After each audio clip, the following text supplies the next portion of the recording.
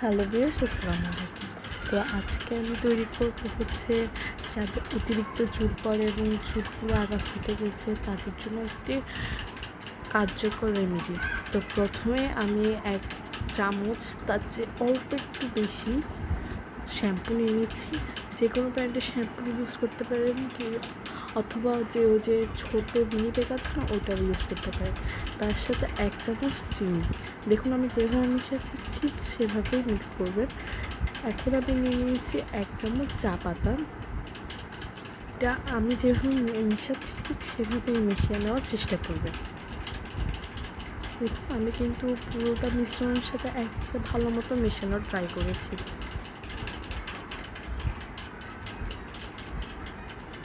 দেখুন এখন এটা প্রায় মিক্স হয়ে গিয়েছে। এখন এতে আমি এই যে এরকম ছোটো 1 বাটি পানি অ্যাড করব।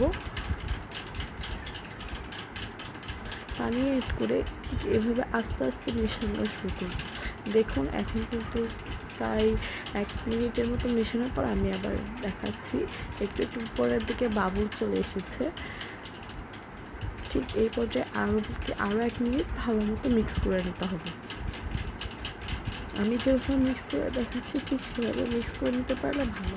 তো এটা এবার কীভাবে চুলে অ্যাপ্লাই করবেন, এটা 2 থেকে 3 মিনিট ধরে চুলে অ্যাপ্লাই করবেন মাসাজ করার মাধ্যমে। মানে হচ্ছে এগুলো হাতে নিয়ে চুলের গোড়ায় গোড়ায় মাসাজ করবেন, তাহলেই দেখবেন ভালো একটা রেজাল্ট পেয়ে যাবেন। সেটা একদিন ইউজ করলে হবে না, এটা অবশ্যই হচ্ছে কি কয়েক সপ্তাহ ইউজ করতে হবে।